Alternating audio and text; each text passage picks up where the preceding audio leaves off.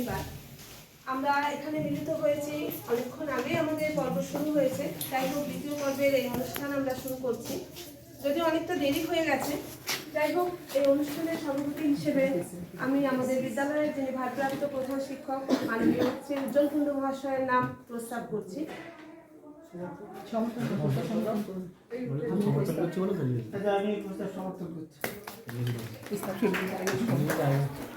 মাননীয় ভারপ্রাপ্ত প্রধান শিক্ষক মহাশয়, উপস্থিত সকল প্রাক্তন এবং বর্তমান শিক্ষক শিক্ষিকা শিক্ষাকর্মীবৃন্দ, এছাড়া এখানে উপস্থিত সকলকে আমি আমার শ্রদ্ধা এবং সম্মান জানাই।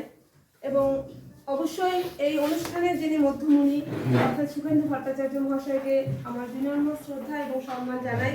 বৌদিকে জানাই আমার যথাযোগ্য শ্রদ্ধা। মেয়ে ছুটি, তাকে আমাদের বিদ্যালয়ের স্মৃতি, তাকে আমাদের বিদ্যালয়ের পক্ষ থেকে শুভেচ্ছা জানিয়ে আমরা আমাদের অনুষ্ঠান শুরু হবে উদ্বোধনী সঙ্গীতের মাধ্যমে। এই সঙ্গীত পরিবেশন করবে আমাদের বিদ্যালয়ের শিক্ষক শিক্ষিকা এবং শিক্ষাকর্মী।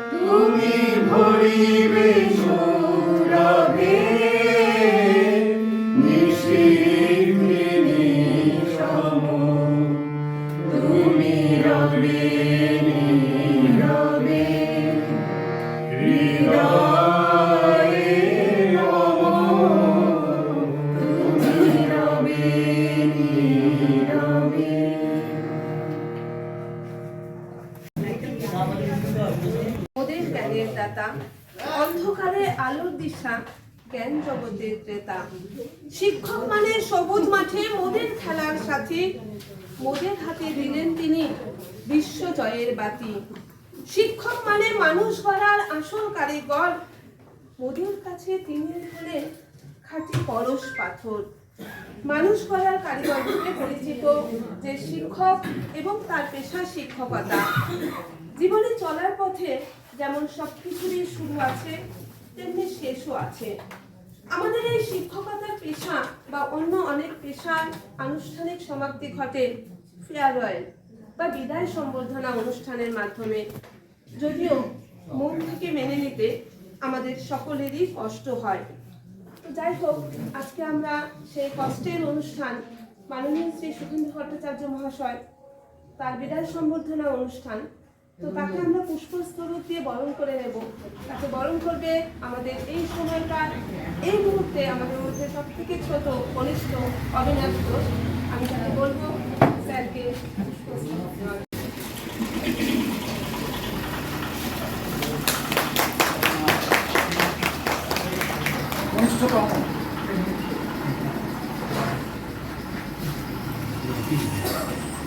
এই অনুষ্ঠানের সঙ্গে অঙ্গাঙ্গিভাবে জড়িত মানপত্র, তো সেই মানপত্র তৈরি করেছেন অর্থাৎ লিখেছেন আমাদের শ্রদ্ধেয় শিক্ষক গোবিন্দলাল মণ্ডল মহাশয়।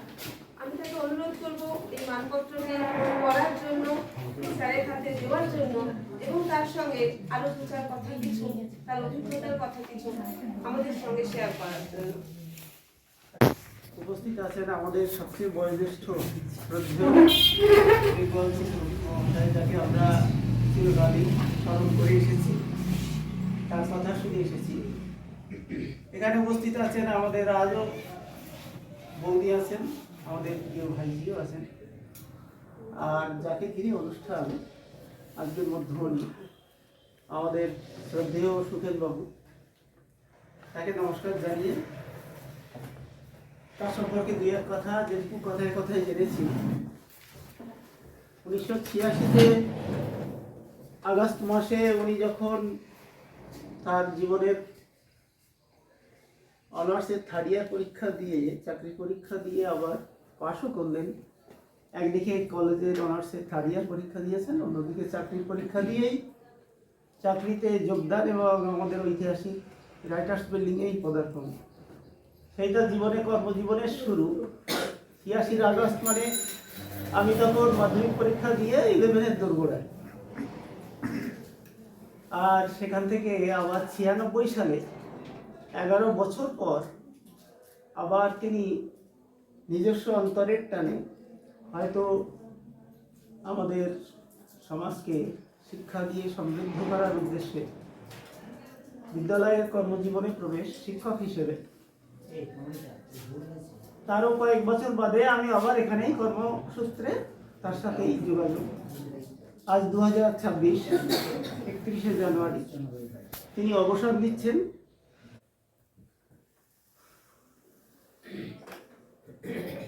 ঘড়ির কাঁটা বলছে সময় হয়েছে। ব্যতিব্যস্ত জীবন, সাইকেল হাতে নেমে আসেন রাস্তায়। সরকারপাড়া শেওড়াফুলি থেকে রওনা দিলেন তিনি, গন্তব্য দিঘরা। এগিয়ে চলেছে সাইকেল, ঘাম ঝরে পড়া ক্লান্তিহীন শিক্ষক। সামনে বড় রাস্তা, একের পর এক জনপদ, বিস্তীর্ণ নিকাশি খাল, প্রকৃতির অপার স্নেহ মাথার উপর। প্রকৃতি প্রেমিক তিনি। সবকিছু পেরিয়ে দিঘরা মল্লিঘাটি দেশবন্ধু বিদ্যাপীঠে পদার্পণ। বেলা যেতে থাকে, সময় 4:30, আবার প্রত্যাবর্তন। আসা যাওয়া পথের ধুলোয় হাজার হাজার বার চলন্ত চাকার দাগ হয়তো মিলিয়ে যায়, কিন্তু ধূলিকণাগুলো তেমনই থাকে।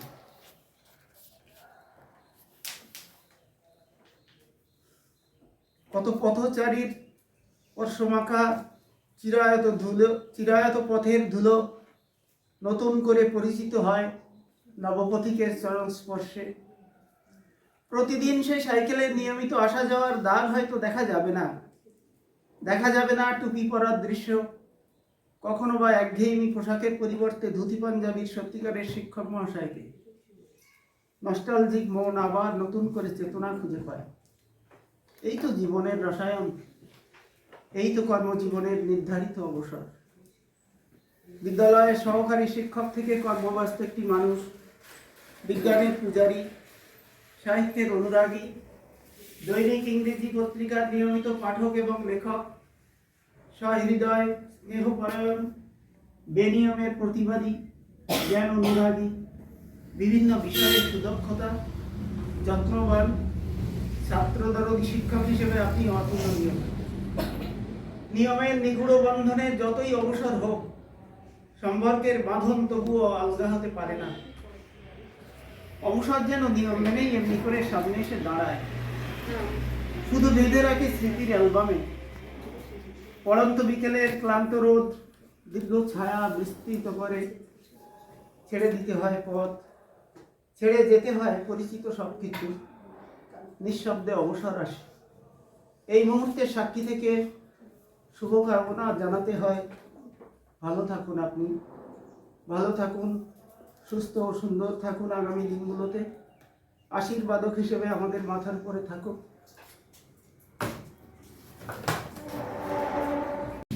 যদিও আমরা সবাই নিয়মে বন্ধনে আবদ্ধ, কিছু করার নেই বলে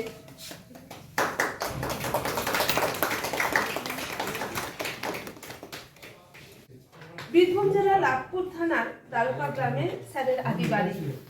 সেখানে তার আদি বাড়ি হলেও বাবা গৌরীশঙ্কর কাব্যতীর্থ এবং মাতা আনন্দময়ীর সন্তান সুখেন্দু ভট্টাচার্যের জন্ম আমাদের এই হুগলি জেলার শেওড়াফুলিতেই। এরপর আমাদের সকলের শ্রদ্ধেয় দেবগোপাল চক্রবর্তী মহাশয় আমাদের মধ্যে উপস্থিত আছেন। আমরা তার কাছ থেকে কিছু দু চার কথা শুনে নিতে চাই। আমরা সবাই অধীর আগ্রহে অপেক্ষা করছি তার কথা শোনার জন্য। উপস্থিত বিদ্যালয়ের বর্তমান এবং প্রাক্তন শিক্ষক মণ্ডলী, শিক্ষাকর্মী বন্ধুরা এবং আমার প্রাক্তন সহকর্মীরা যারা বর্তমান আছেন তাদেরকেও আমি নিজে প্রাক্তন কিন্তু তাদেরকেই আমি সম্বোধন করছি সেইভাবেই বন্ধু হিসেবে।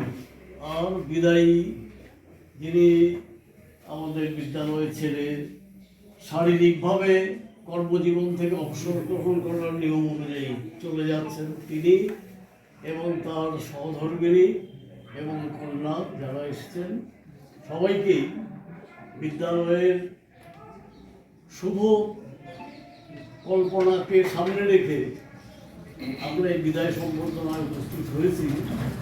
কামনা করব তেমনি সুস্বাস্থ্যের অধিকারী থাকুন, পরিবার পরিজন প্রতিবেশী সমাজ সবাইকে নিয়ে এগিয়ে যাবেন এই বিদ্যালয়ের সুনামকে রক্ষা করার ক্ষেত্রে। তার যে অবদান তাকে আর অপেক্ষা না করে তার নিজের পরামর্শ দিয়ে যেভাবে বিদ্যালয়কে এগিয়ে নিয়ে যেতে পারেন।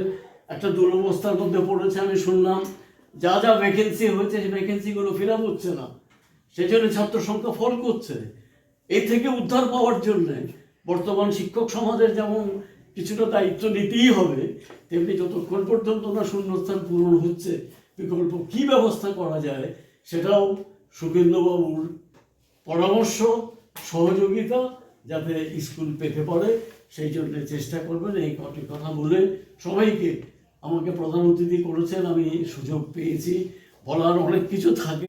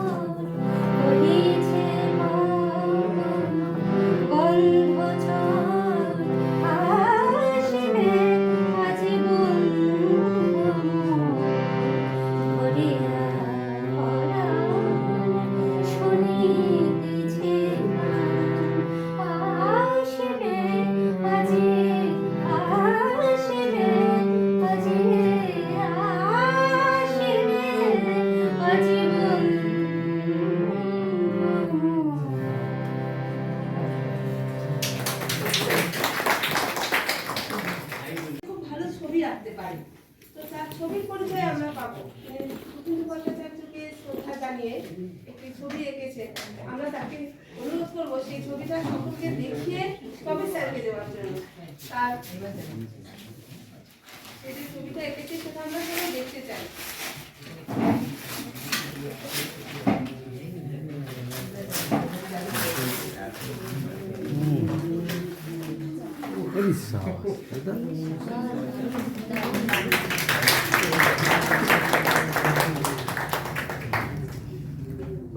অনেক সময় লুকিয়ে লুকিয়ে দিয়ে দেয়, আমরা দেখতে পাই না।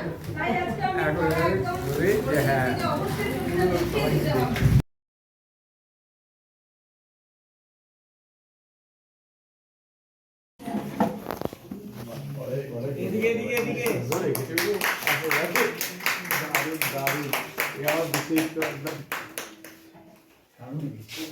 ছাত্রছাত্রীদের ভালোবেসে তিনি এই শিক্ষকতার পেশাকে বেছে নেন। 1996 সালের 3রা এপ্রিল তিনি আমাদের এই বিদ্যালয়ে শিক্ষকতার পেশা গ্রহণ করেন। আমরা জানি এই অনুষ্ঠানের যে সমস্ত আমরা স্যারের শ্রদ্ধা বা সম্মান জানানোর উদ্দেশ্যে প্রদান করি আমাদের সামান্য কিছু আয়োজনে, তার মধ্যে অবশ্যই অন্যতম দুটি জিনিস থাকে, একটা বই এবং একটা হচ্ছে মিষ্টি। তো আমি আমাদের ভারপ্রাপ্ত প্রধান শিক্ষক মহাশয়কে অনুরোধ করব সুখেন্দু চক্রবর্তীর হাতে বই তুলে দেওয়ার জন্য, আমাদের সুখেন্দু ভট্টাচার্যের হাতে বই তুলে দেওয়ার জন্য, এবং আমাদের স্টাফ কাউন্সিলের সেক্রেটারি জয়ন্তী জানা তাকে বলবো স্যারের হাতে মিষ্টি তুলে দেওয়ার জন্য।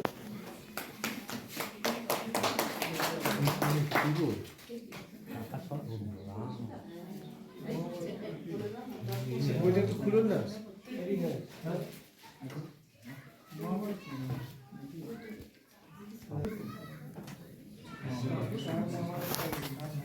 রামায়ণ হলো, মহাভারত হলো।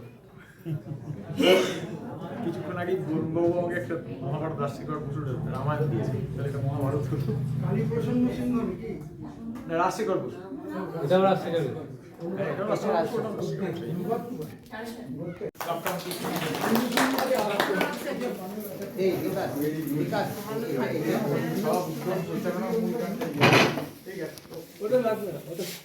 আমাদের সুখেন্দু স্যারের সঙ্গে ছাত্রদের গভীর সম্পর্ক, তার নিয়মানুবর্তিতা, ছাত্রদরদী মনোভাব, বিজ্ঞানের জটিল বিষয়বস্তুকে সহজ সরলভাবে উপস্থাপনা করা এবং সেই সঙ্গে আমাদের প্রতি তার যে আন্তরিক ব্যবহার। স্যার দেখা হলে সবাই প্রথমে দেখা হলে ভালো আছো তো, সব ঠিকঠাক চলছে তো, মানে এটা স্যারের যেন আমাদের সকলের সঙ্গে একটু মনে করিয়ে দেন যে স্যার এসেছেন স্কুলে। তো যাই হোক, এরপর থেকে আমরা আর এই নিয়মিতভাবে হয়তো এই ভালো আছো তো বা সেই হাসি খুশি মুখটা দেখতে পাবো না। সময়ের বা কালের পড়ার ক্লাসে সবাইকেই আমাদের এই দিনগুলো সম্মুখীন হতে হয়। আমাদের মধ্যে উপস্থিত হয়েছেন বীরেন্দ্রনাথ আচার্য মহাশয়। আমরা জানি যে উনি আমাদের লাইব্রেরিয়ান ছিলেন, তার সঙ্গে সঙ্গে উনি প্রচুর গল্প, কবিতা, উপন্যাস লেখেন। তো আমরা তার কিছু সাক্ষী হতে চাই। তিনি একটা কবিতা আবৃত্তি করে শোনাবেন, এটা আমরা চাই। সুখেনবাবু যেদিন এই বিদ্যালয়ে প্রথম এসেছিলেন জয়েন করতে, সেদিনও আমি সাক্ষী ছিলাম, আর যেদিন বিদ্যালয় থেকে চলে যাচ্ছেন সেদিনও আমি সাক্ষী। ছেলের টিফিনের গন্ধে স্যাচেল টিফিন বক্স, জ্যোৎস্না মায়াবী কত রাত পাশাপাশি শুয়ে, প্রেম প্রেম খেলা, হোম টাস্কের খাতায় না মেলা অঙ্ক, গ্রহণ লাগে চাঁদে সূর্যে, সময়ের ইশারায় ভাবনাগুলো কেমন যেন সব গুটি গুটি পায়ে একদিন প্রাক্তন হয়ে যায়। মধ্যরাতে শঙ্খচিল ডানা ঝাপটায় খাটের ছত্রি থেকে ঝুলন্ত নীল শাড়িটা অতীতের সিঁড়ি বেয়ে নেমে যায় কোনো এক হরফ পায়। রত্নদধির রত্নাগারের সব প্রেম শুধুই কি পরকীয়ায় ওরে? কিছু প্রেম থেকে যায় অন্তরের গভীর। চেনা সকাল, চায়ের টেবিল, খবরের কাগজ, সিক্ত চুলের সেই মিষ্টি গন্ধ ঠাকুর ঘর পর্যন্ত আজ সবই বর্তমান থেকে বহু দূরে। হয়তো কোনো এক বিদর্ভে কোনো এক কবির বনলতার আঁচল। বিশ্বাস করো, খুঁড়তে চাইনি মহেঞ্জোদারো, কিংবা তুলে আনতে চাইনি আমার স্ফিংসকে, তবু কেন দেখা হলো সেই সেদিনের সভ্যতার সকালে, আর কেনই বা দেখা হলো আজকের সভ্যতার পরন্ত বিকালে। কেমন আছো? ভালো থেকো, শুধু এই কথাটাই বলার আছে। ভাবনাগুলো যেন প্রাক্তন হয় না, সজীব থাকে। তবু প্রাক্তনকে দুহাতে ঠেলে সরিয়ে যেন বলেও, আমি ভালো আছি, তোমরা ভালো থেকো। মন বিদর্ভ তন্ন তন্ন করে খুঁজো সেই সেদিনের বনলতাকে, দেখবে প্রেম ছিল, প্রেম আছে, প্রেম থাকবে। নমস্কার। অনেক অনেক ধন্যবাদের মধ্যে উপস্থিত, এবং তিনিও একজন দিদিমণি শিক্ষিকা। তাদের দুই মেয়ে শ্রুতি এবং স্মৃতি দুজনেই বেশ প্রতিষ্ঠিত। ফেয়ার এবং ওয়েল এই দুটি শব্দের সমন্বয়ে ফেয়ার ওয়েল গঠিত হয়, যার অর্থ ধারা এবং ভ্রমণ। অর্থাৎ এই শব্দের মাধ্যমে আমরা আমাদের প্রিয় মানুষটিকে ভবিষ্যতের জন্য আরো ভালো জীবন কামনা করি, আর সেই ব্যক্তির আগামী জীবনের যাত্রা শুভ ও সমৃদ্ধ হোক এই প্রত্যাশা করি। মানে স্কুলের যে ওনার বাইরের জগৎটা সম্বন্ধে, আর এটা ঠিক হয়তো আমাকে বলতে বলছেন যে পারিবারিক এই জগৎ, পারিবারিক জগৎ বলতে এটা বলতে পারি যে ওনার পরিবারটা কিন্তু বিরাট। সে আগেকার যে বাংলা গানের লাইন ছিল, তুমি আর আমি আর আমাদের সন্তান, এই নিয়ে আমাদের জীবন, তা কিন্তু না। পরিবারের পরিধি বড়। অবশ্যই তার কেন্দ্রে ছিলেন ওনার মা বাবা, মানে আমার শ্বশুরমশাই, শাশুড়ি মা। ওনারা 5 ভাই বোন। উনি ছাড়া আর যে ভাই বোনরা, তাদের বৈবাহিক সূত্রে যারা পরিবারের সদস্য হয়েছেন, তাদের সন্তান, সবাইকে অত্যন্ত স্নেহ আর ভালোবাসা, এইটা দিয়ে উনি সকলকে জুড়ে রেখেছেন। সেই পরিবারের মধ্যে আমরা তো যেমন আছি, আমি আমার সন্তানরা, তো তারাও কিন্তু ভীষণভাবে তার মধ্যে যুক্ত।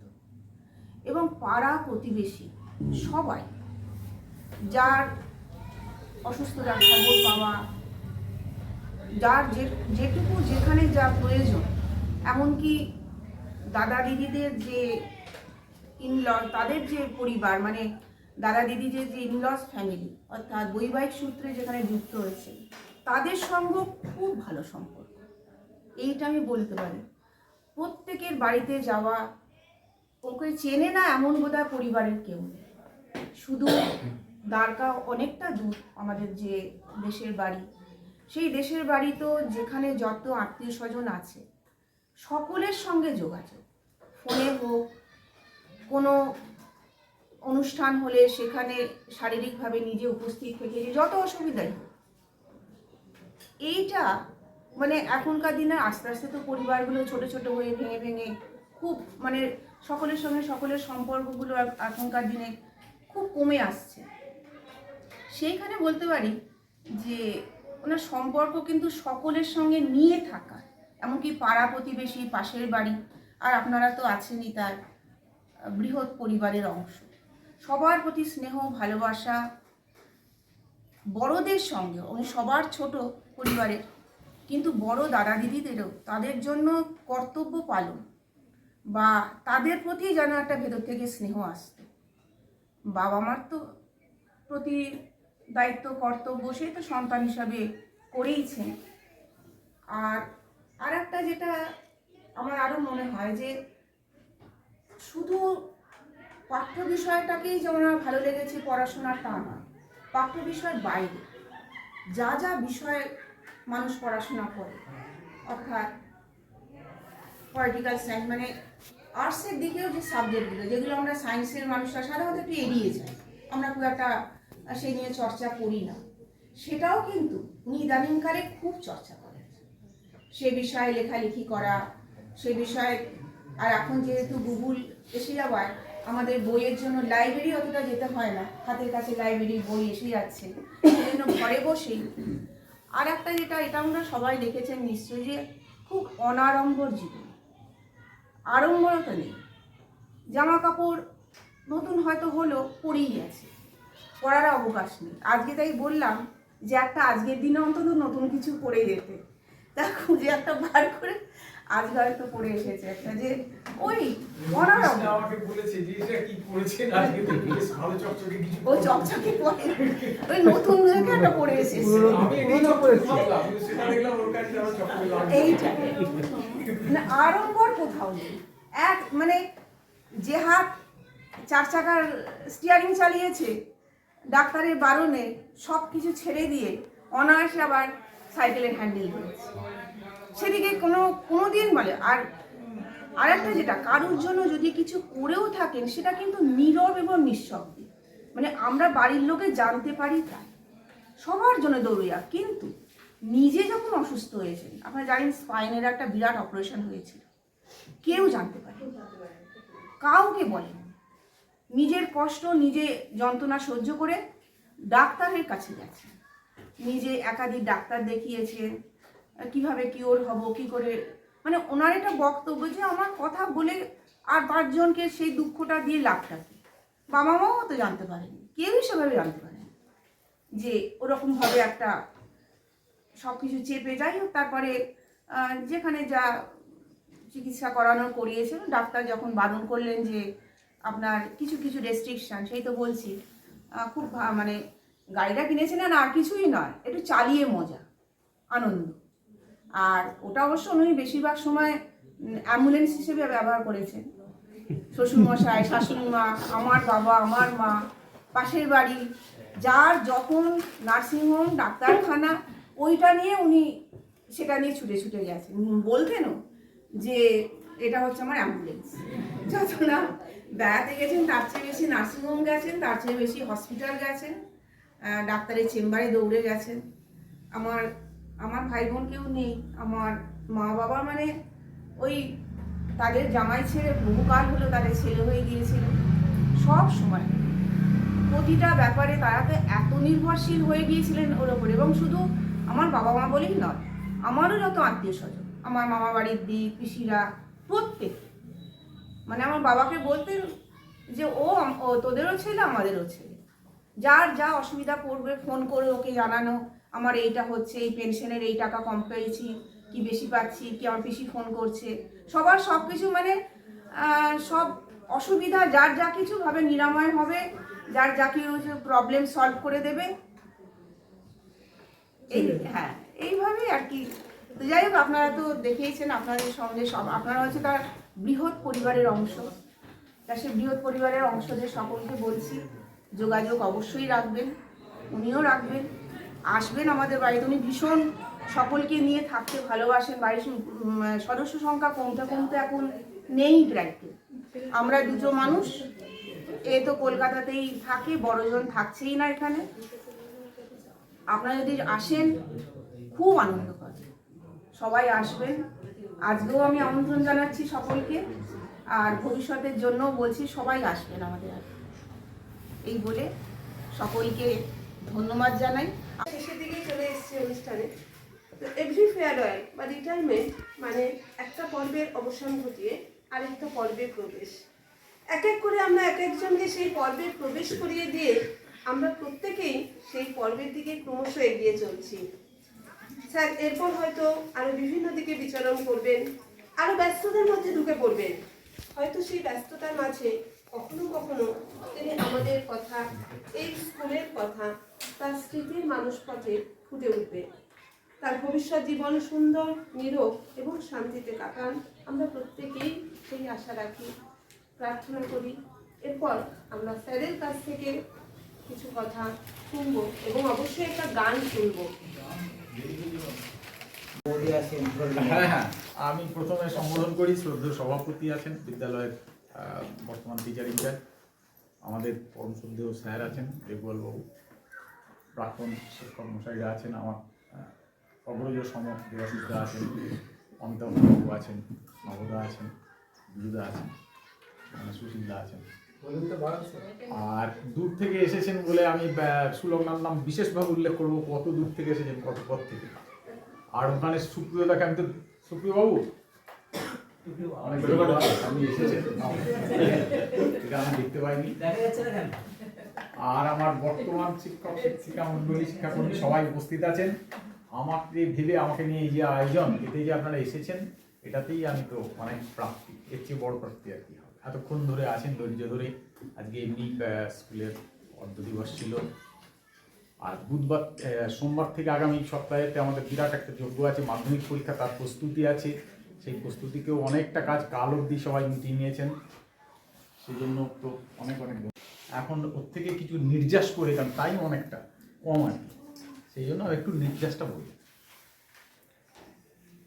সেটা হচ্ছে, আমি প্রথমে স্যার বলেছেন বিদ্যালয়ের ইতিহাসের কথা, আমি সেটা রিপিটিশন আমরা সবাই জানি, কিন্তু আমাদের যেমন আমাদের অনুষ্ঠান শুরু হয়, আমাদের স্যার আমাদের এই রিচুয়ালে আছে নান্দিমুখ হয় সকালে, নান্দিমুখ বলে অনেকে। তো আমি আমার বক্তব্যের শুরুতে আগে এই বিদ্যালয়ের প্রতিষ্ঠা, ওখানে আছেন ডাক্তারবাবু প্রতিষ্ঠাতা, এবং সকল যে গ্রামবাসী যাদের সাহায্যে এটা আমার কর্মস্থল হতে পেরেছে, তারা করেছিলেন বলেই তো আমি এখানে কর্মস্থল এসেছি, সেই জন্য তাদেরকে, আর সহকর্মী হিসাবে যাদেরকে পেয়েছিলাম, যারা এখানে উপস্থিত নেই এবং অনেকে ইহলোকেই নেই, তাদের সবাইকে আমি আগে শ্রদ্ধা মনোভূতিতে স্মরণ করি। তারপরে বক্তব্য, যে নবদার বাড়িতে গিয়েছিলেন একটু সকাল সকাল এসে, তারপরে সবার সঙ্গে কি দেখা করেছিলেন, তো আমি সেই রিচুয়ালটা মেনে, যে মানে সেরকম রিচুয়াল বলবো না, সেই যে পরম্পরা, আমি কালকে জানি স্যার আসবেন, আমাদের অমিতদ্যুতিবাবু এখন তো অশক্ত হয়ে গেছেন, আমি কালকে সন্ধ্যেবেলা ওনার সঙ্গে দেখা করেছি বাড়িতে গিয়ে, আর আজকে সকালে গিয়ে একবার শান্তিবাবুর সঙ্গে দেখা করেছি আমাদের সামনে শুরু হওয়ার আগে, এই হাতের কাছে যারা, বাকি সবার সঙ্গে টেলিফোনে কথা হয়েছে, আর সেই জন্য তাদের কথা খুব মনে হচ্ছে, এটা দেখেছি। তো সেই জন্য সকলকেই আমি আরেকবার ধন্যবাদ জানাচ্ছি। এরপরে আরেকটা কথা বলবো, আমার এই অবসর জীবন যে আজকে অবসর নেওয়া হচ্ছে, এটার আগে আরেকটা দিন আজকের উল্লেখযোগ্য, কিন্তু 31শে জানুয়ারি 2026, এই তারিখে আমাদের বিদ্যালয়ের বর্তমান যিনি ভার নিয়েছেন প্রধান, তারা 1 বছর পূর্তি হলো, 1 ফেব্রুয়ারি থেকে আজকে 31শে জানুয়ারি।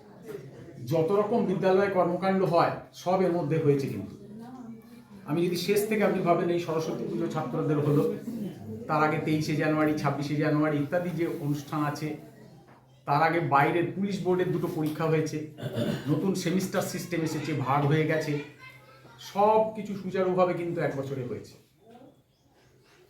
আর শেষ হচ্ছে, একজনকে এই অবসরের বৈতরণী উনি পার করে দিচ্ছেন আজকের অনুষ্ঠানটা, তো এটা বৃত্তটা কম। আমি এই জন্য ওনার কথা বিশেষভাবে আমি বলবো, সবাই একটু করতালি দিয়ে অন্তত 1টা বছর ওনাকে কিন্তু সম্মাননা জানাবো। কারণ আমাদের যে প্রথা আছে, আমাদের নবীনবরণ ছাত্রদের হয়, আমাদের শিক্ষক মহল আমাদের মধ্যে কোনো নবীনবরণের চলে, এই বিদায় সম্বর্ধনাটা হয়, তো সেটা কিন্তু একটা বলে আমার মনে হচ্ছে, এটা প্রথম। হ্যাঁ, পিপিও অবধি হয়ে গেছে আজকে, হ্যাঁ এই কথা তো আজকে মাইকেই বলেছে স্যার, পিপিও পেয়ে গেছে, হ্যাঁ আসার আগে।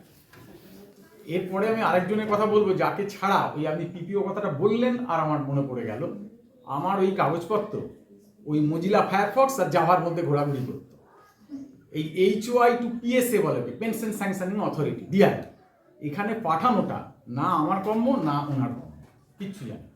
তার জন্য একমাত্র পলাশ আছে, পলাশ ম্যাডাম আমাদের কম্পিউটারের শিক্ষক, আমি তার কথা বলবো বিশেষভাবে কৃতজ্ঞতা প্রকাশ করছি, ওই করে দিয়েছে, ওই কেরামতিটা কিন্তু আমরা কেউ জানি পারতাম না। তো এছাড়াও অফিসের যারা আজকে শুভেন্দুবাবু চলে গেছেন, বিশ্বজিৎ আছে, একবার তো বিশ্বজিৎ সই করে দিল কোন জায়গাতে, বলে এখানে করলে হবে, তো তো যাই হোক সবাই সাহায্য করেছেন বলে এটা হয়েছে, আর সবাই আমার বাকি সহকর্মীদের সবার নাম আর বলে সময় চলে যাবে, তাই বলছি। এরপরে আমি একটু কথা বলবো যে শিক্ষক ছাত্র এই দুটো শব্দ ব্যবহার করব, এটাকে আমি নিউটার জেন্ডার হিসাবে দেখছি। অর্থাৎ শিক্ষক বলতে শিক্ষক শিক্ষিকাকে বোঝাবে, ছাত্র বললে ছাত্র ছাত্রী সবাইকেই বোঝাবে। সেটা হচ্ছে, দেখুন, শিক্ষকতা পেশার যে একটা গৌরবময় দিক আছে, আমরা সবাই সেটা জানছি। এটা কিন্তু ক্লাসরুমে শুধু আমাদের সাবজেক্ট টিচিং, বিষয় শিক্ষা, সেটা নয়। আমি কতটা সার্থক শিক্ষক হয়ে উঠতে পেরেছি, এই প্রশ্ন আমি নিজেকেও করছি। দেখুন, একজন সক্রেটিস জন্মেছিলেন বলে একজন প্লেটো জন্মেছিলেন, একজন প্লেটো জন্মেছিলেন বলে একজন অ্যারিস্টটল জন্মেছিলেন, আর একজন অ্যারিস্টটল জন্মেছিলেন বলে আমরা আলেকজান্ডারকে পেয়েছিলাম, পৃথিবী পেয়েছি। তো সেই শিক্ষক যে জ্বালিয়ে দেবে, প্রজ্বলিত করবে, ওই মরা হৃদয়গুলোকে কাঁপিয়ে তুলবে, সে শিক্ষক আজ কোথায়? আমি আমার মধ্যে অন্তত পাচ্ছি না। সেই রকম সক্রেটিসের শিষ্য ছিলেন ক্লিস্থেটিস। শুধু সক্রেটিসের কথা শুনবেন বলে 6 মাইল পথ পেরিয়ে পাহাড় ডিঙিয়ে যেতেন। কবেকার কথা সেসব, খ্রিস্টপূর্ব বাদ দেয়। আমাদের অমিতবাবু একবার আমাদের লিখতে দিয়েছিলেন এখানে জীবনের উদ্দেশ্য কি, একটা ছোট স্লিপে। যারা পুরনো আছেন অনেকে তো মনে করতে পারছেন, জগন্মোহনবাবু তখন এসে গেছেন বলে একটা স্লিপে লেখো তো তোমার জীবনের উদ্দেশ্য কি। আমরা যে যার মতো করে লিখেছিলাম, ভালো মানে কি বুঝিনি। তো সক্রেটিসের যখন শেষে ওনাকে হেমলক বিষ খাইয়ে আর তার যে প্রতিপক্ষ তারা দেখছেন, অপেক্ষা করছেন তার মৃত্যুর অপেক্ষায়, উনি বলেছিলেন, তোমরা যাও জীবনের দিকে, আমি যাই মৃত্যুর দিকে। মানে কি তাৎপর্য, আমি তো ভাবলি অবাক। সক্রেটিস নাটকটাও কিছুদিন আগে দেখেছি একাডেমি, সক্রেটিসের জবান। কিন্তু বর্তমানে দেখছি যেটা, যে টাকার জন্য কিছু মানুষ একেবারে উন্মাদের মতো ঝাঁপিয়ে পড়ছে। কিছু শক্তিমান মানুষ দুর্বলের ওপর ডাকাতের মতো আচরণ করছে। এখানে তো কোনো মূল্যবোধ থাকতে পারে না। মানুষ তো মূল্যবোধের সন্তান। আর এটা হচ্ছে সারা পৃথিবীর যা কিছু মহান, যা কিছু শ্রেষ্ঠ, তার যেন পতনের যুগ বলে আমার মনে হচ্ছে। বিত্তের, সম্পত্তির বিকাশই তো এখন একমাত্র টার্গেট হয়ে দাঁড়িয়েছে। আজকে ভাবুন, আজ যদি আমাদের 1947-এর আগে হতো স্বাধীনতা সংগ্রাম, যেন মনে হয় এই প্রেক্ষাপটে আমরা উৎসর্গিত মানুষ কতজন পেতাম। কি আজকে এই বিগ্রাম মল্লিকাটি দেশবন্ধু বিদ্যাপীঠ প্রতিষ্ঠা হচ্ছে, যে উদ্যোগে হয়েছে, যেন ভাবলে শিহরণ লাগে। সেই মানুষ সেরকম কি আমরা ওরকম পেয়ে উঠতাম? আজকের এই যুগে দাঁড়িয়ে তো কই দেখতে পাচ্ছি না। সবাই তো আমরা নিজের পেছনে দৌড়চ্ছি, নিজের পেছনে। জ্ঞান চর্চা আর জনপ্রিয়তা এ দুটো কিন্তু এক নয়, গুলিয়ে ফেললে হবে না। সব যেন এখন পণ্য হয়ে যাচ্ছে। তাই বর্তমান সমাজে অস্থিরতা, শিক্ষকতা পেশার সংকট আছে বলে আমার মনে হচ্ছে।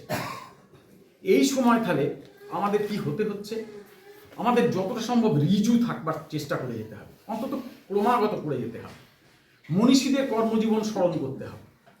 ক্ষুদ্র, ছোট, তুচ্ছ কারণে ক্ষমতাসীন ব্যক্তির তোষণ বর্জন করতে হবে। যেখানে অন্যায়, অনাচার, দুর্নীতি, অন্ধকার, তার বিরুদ্ধে সোচ্চার হতে হবে। সবসময় মাথাকে মানে বুদ্ধিমত্তাকে প্রাধান্য দিলে চলবে না, কিন্তু কখনো কখনো আবেগকেও প্রাধান্য দিতে হয়।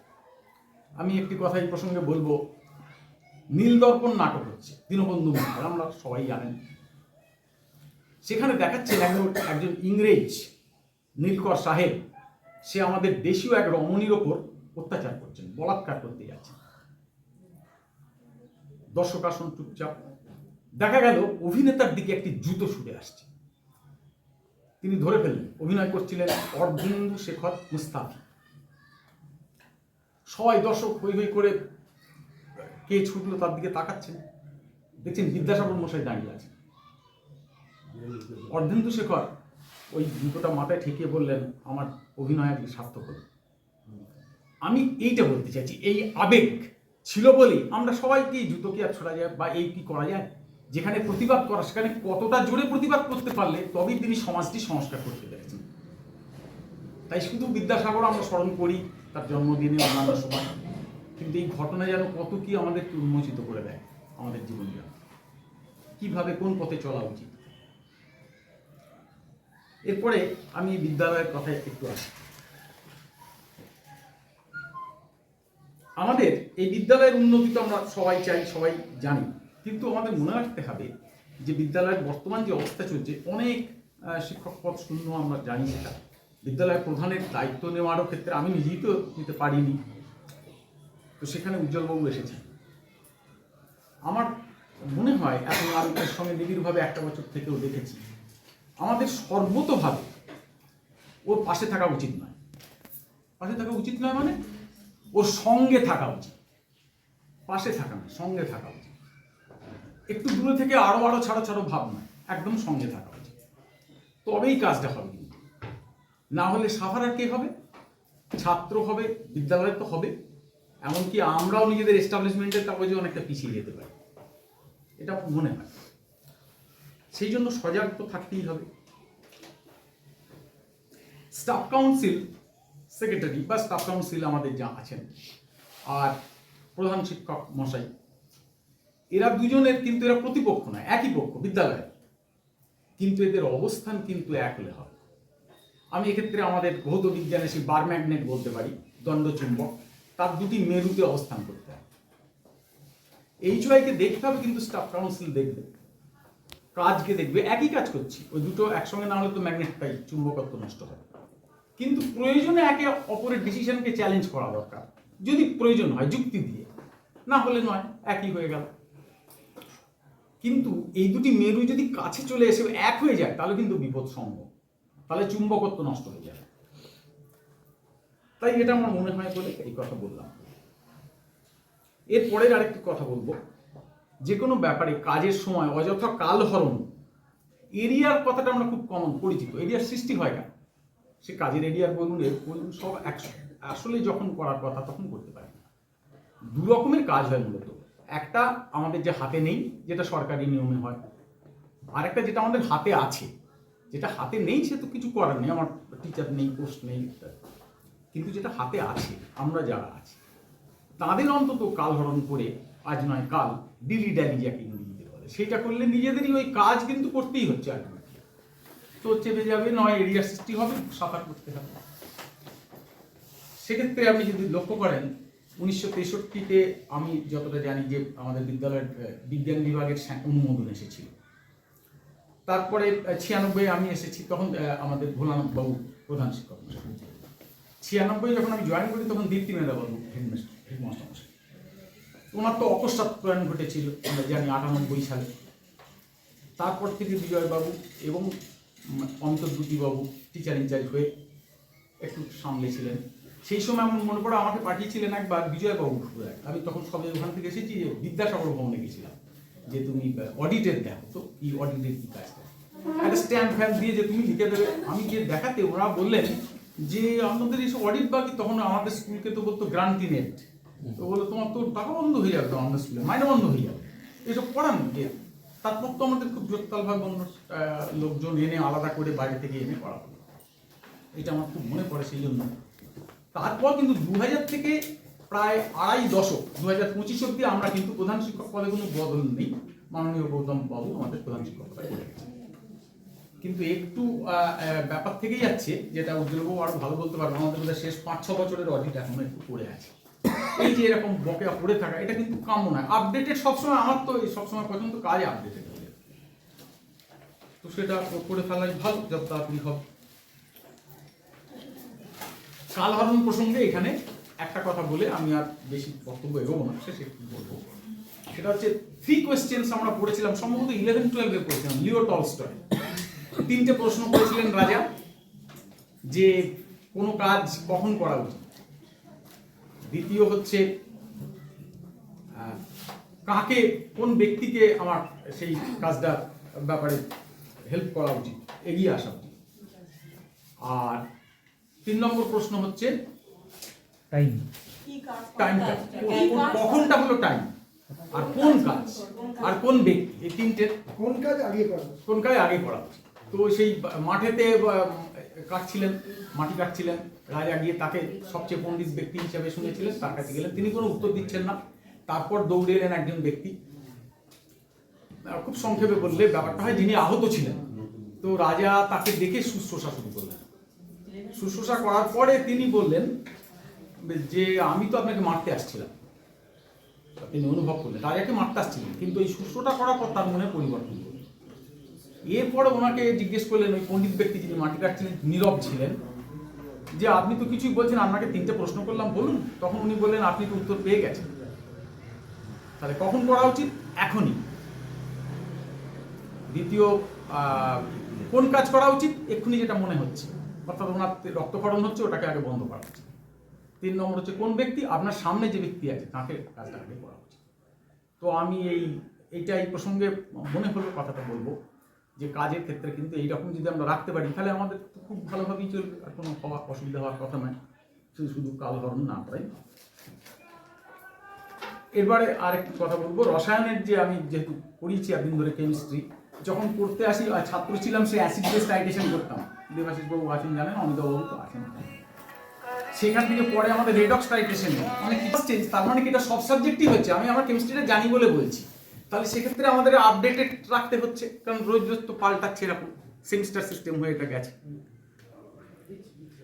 আর একটু আমি আমাদের যে অফিস বস থাকে সবসময় আমরা যে একটা ওটাকে বলে হায়ারার্কি, যে একটা পোস্টে কাজ করি তার ওপরে তো পোস্ট আছে। তো অফিসার বা উঁচু পোস্ট বা আমার ঊর্ধ্বতন, বেটার বাংলা ঊর্ধ্বতন, সে কিভাবে আমাদের প্রোটেকশন করেন তার দুটো উদাহরণ দেবো। আমি যে পুরোনো সরকারি অফিসে কাজ করছি এখন বলেছেন, আমি কি শুনেছেন, আমি আপনাকে দুটো কথা বলবো। প্রথম আমি জয়েন করি directorate of scheduled castes and tribes welfare, 8 Lyons Range, মানে ঠিক রাইটার্সের পেছনে, রাইটার্স রাঘবা বলা যায় পেছনে, ওটি আমার প্রথম কর্মস্থল। সেখানে ডিরেক্টর ছিলেন, পরে এলেন উনি অশোক কুমার ভট্টাচার্য, একে ভট্টাচার্য, আইএস অফিসার, বুঝতে পারছেন, ডিরেক্টর। কিন্তু আমার সঙ্গে যোগাযোগ খুবই কম থাকার কথা, কখনো ছুটি নিয়েছি তিনি দেখেছেন।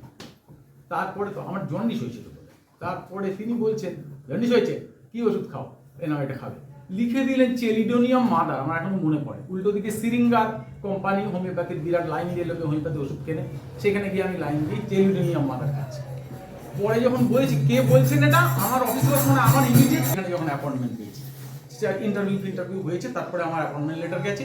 আমাদের অ্যাপয়েন্টমেন্ট লেটার হচ্ছে ইনলাইন, তুমি একটা চাকরি ছেড়ে দেবে, এতদিন ধরে চাকরি করছো, এই চাকরি কি আছে, যাও বলে দিচ্ছি। তিনি কাকে কি পিএকে ফোন করলেন, এটা বলছেন জয়েন্ট সেক্রেটারি PN ভাদুরী। আপনারা দেখবেন প্রচুর ওই আপনার মোটা যে বই আছে, যেটা কি বলে হেডমাস্টার্স ম্যানুয়াল, তাতে অর্ডার আছে। অ্যাসিস্ট্যান্ট সেক্রেটারি তো আছে, MN পাল আমার অ্যাসিস্ট্যান্ট সেক্রেটারি ইমিডিয়েট বস ছিল, তারপর ডেপুটি সেক্রেটারি, তারপর জয়েন্ট সেক্রেটারি আমাকে বলছে, এবং আমাকে ফোন করে বলে তুমি কাল যাবে এখানে। আমি সেই প্রথম এবং একবারই ডিআই অফিস গেছি, এই কয়েক মাসের ঘটনা বাদ দিয়ে, কয়েক মাস দৌড়তে হয়েছে ওই ফাইলের ব্যাপারে। তো উনি যেতে, আমি চিনিও না তাকে, ডিআই কি বলেন, তিনি দেখে বললেন হ্যাঁ জেনে আসবে, বললেন না কিছু নেই মানে বললো কোনো কোর্ট কেস নেই। কোর্ট কেস যদি দেয় তাহলে তুমি তো ছাড়বেই না, যাবেও না, কোনো রিলেটেড। তো ওটা ক্লিন চিট দিলেন, তারপর আমি রেজিগনেশন দিলাম। সেই রেজিগনেশন অ্যাকসেপ্ট হতে প্রায় 1 মাস থেকে 2 মাস লাগলো, কারণ আমাদের সিস্টেম হচ্ছে এডুকেশন ডিপার্টমেন্ট, আমি সেই মুহূর্তে আছি, অন্য ডিপার্টমেন্টও থাকতে পারতাম, ছাড়ে আমাদের home department, personal and reforms, তুমি জানো খানিকটা, 5 কাউন্সিল অফ স্টেট, তারা অ্যাকসেপ্ট করলেন। সেই রেজিগনেশন করতে 1.5 মাস।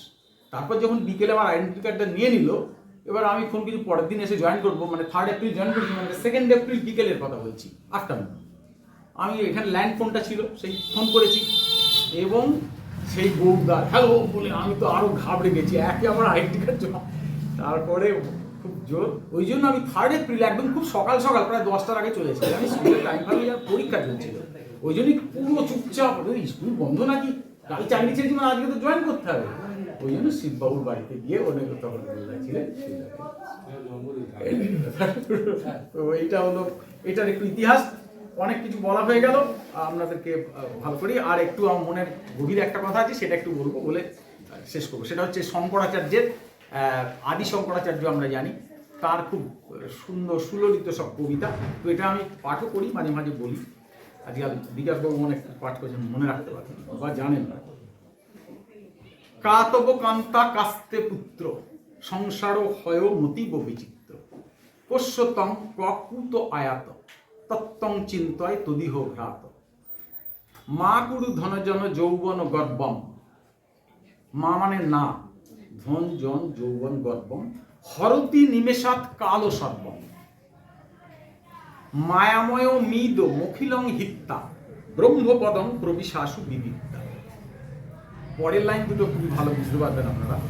নলিনী দলগত জলমতি তরলং, নলিনী কি জিনিস আছে, পদ্ম জানি, দলগত তার পাতার ওপর জলমতি তরলম, জলের বিন্দু যেভাবে তরল, তজ্জীবনম তিশয় চপলম, আমাদের জীবন ঠিক ওই রকমই চপল।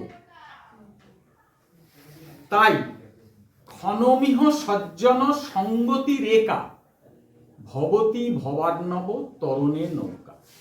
ক্ষণিকের জন্য যদি আমি সজ্জন বন্ধুর সঙ্গ লাভ করি, যা আমি করেছি, আপনাদের পেয়েছি, তাতেই ভবতী ভবার্ণব, অর্ণব মানে তো সমুদ্র, ভবতী ভবার্ণব তরণে নৌকা, তাহলে সেই তাই পেরিয়ে যাবে এই ভবসাগর পার হয়, এই জীবন সাগর তাই দিয়ে পারে সজ্জন। আমি এমন সজ্জন পেয়েছি, আমি সে কথাটা বলেই শেষ করবো, সবাইকে প্রণাম নমস্কার জানিয়ে। সেটা হচ্ছে যে শ্রীরামপুর স্টেশনে নেমেছি, গিয়ে যাচ্ছি, বাজার এরকম হই হই, চতুর্দিকে আকর্ষণ, ওদিকে খাবারের গন্ধ, ওদিকে হই হই একদম জামা কাপড়ের দোকান। এরম বন্ধু পেয়েছি যে আমাকে বাঁদিকে, ডান দিকের ওই দোকান লোকালয়ে না গিয়ে বাঁদিকে নিয়ে গেলেন, ইস্ট অ্যান্ড কম বইয়ের দোকান। তো সেটা দেখে এবং সে একটু একটু সার আমায় শিখিয়েছেন। তো এরম বন্ধুও পেয়েছি সজ্জন। সকলকে অনেক নমস্কার, ধন্যবাদ।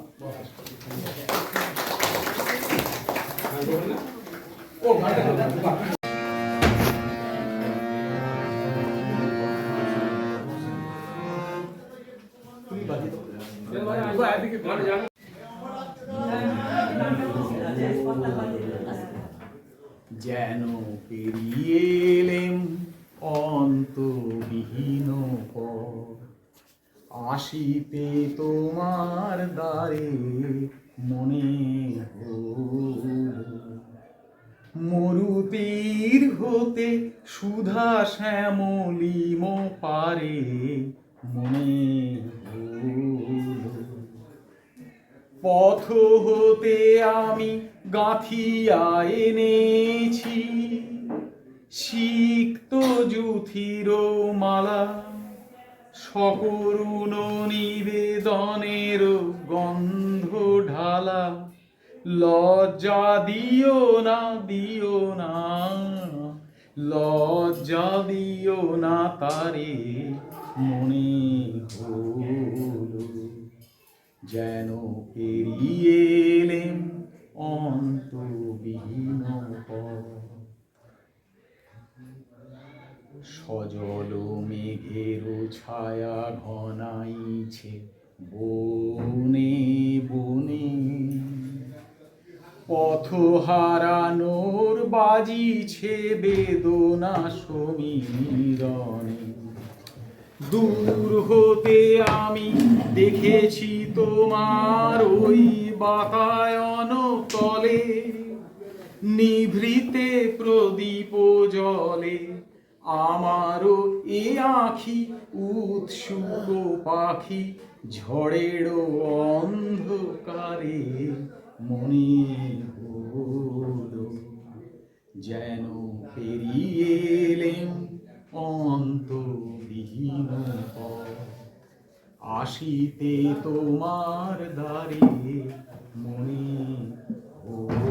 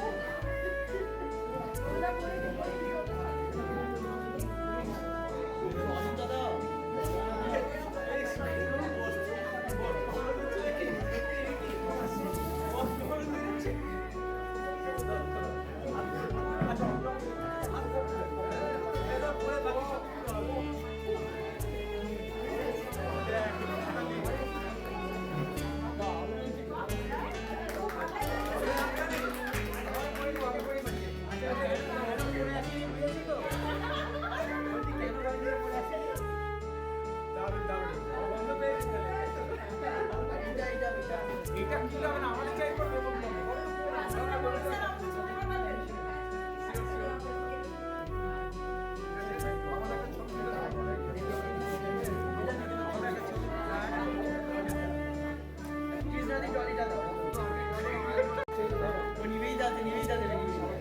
আচ্ছা আচ্ছা ঠিক আছে ঠিক আছে না না আপনাকে